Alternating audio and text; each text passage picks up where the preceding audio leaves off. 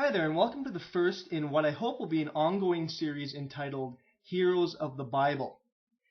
The Bible is heralded by Christians as an exemplar of the moral ideal, and some would in fact say that it is the very source of morality itself. So the purpose of this series is to assess whether some of the Bible's most beloved figures can in fact be posited as moral guides at all.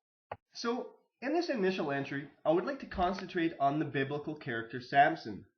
Samson, of course, is the Hebrew Hercules and is one of the more well-known characters in the Old Testament, and certainly a personal childhood favorite of mine, having been raised on Superman movies and Masters of the Universe action figures.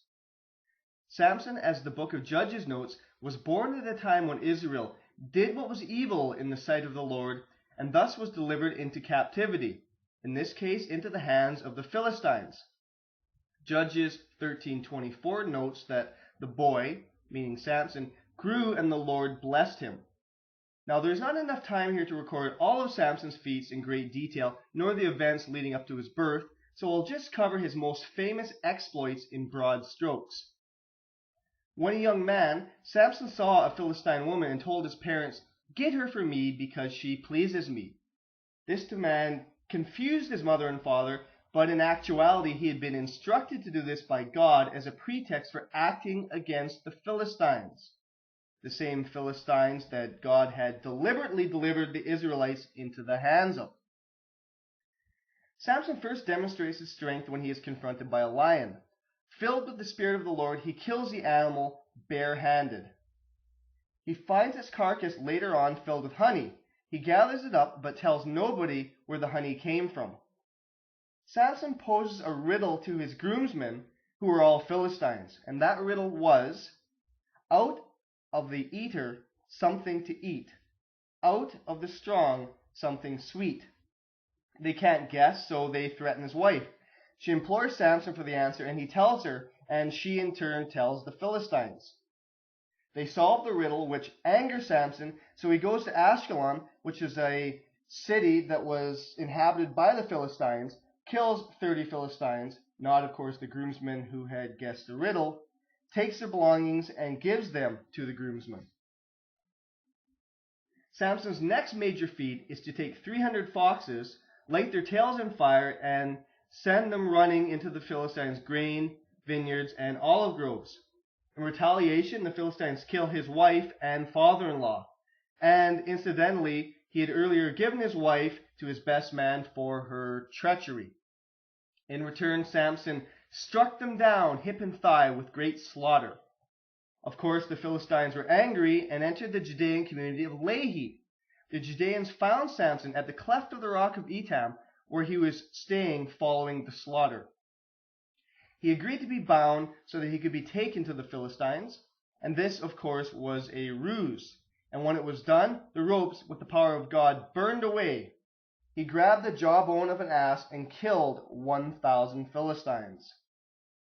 Next, Samson went to a prostitute in Gaza.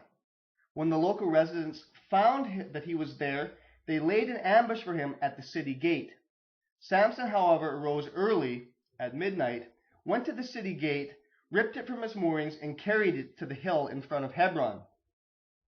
Next, he meets Delilah, who is in league with the Philistines. She repeatedly tries to coax the secret of her strength out of him, but he repeatedly lies to her. Each night, she tries to rob him of his strength according to the admission that he had earlier made, only to fail. Finally, he tells her the secret, and that is, of course, that it is in his long hair. Delilah shaves him, and he is delivered to the Philistines, who blind him and put him in chains. Some point thereafter, he is taken to a Philistine temple to perform before 3,000 women and children. He asks to be placed between two pillars, and in a final act, implores God to give him strength one more time. He crumbles the pillars, and all, including himself, are killed. And so ends the story of Samson. I would contend, based upon the account in the book of Judges, that there is absolutely no justification for Samson being considered any type of moral guide whatsoever. Although he was favored by God, he did nothing that could be considered worthy of praise by members of contemporary society who possess even a modicum of human decency. If we run a rough tally of Samson's exploits, what do we come up with?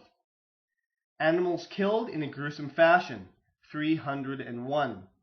Acts of spousal abandonment, 1. Acts of arson, 1.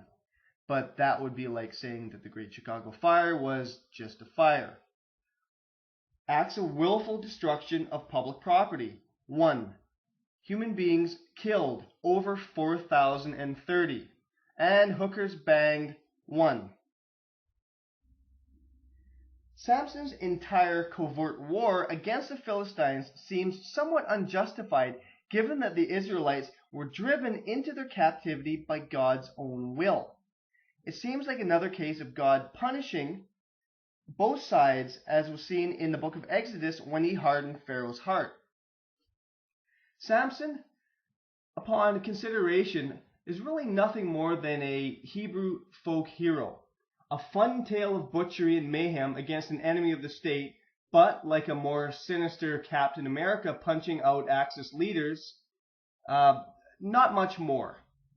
However, I would like to turn the question over to Christians and ask, if the Bible is a source of eternal morality, what moral lessons can the character of Samson teach us?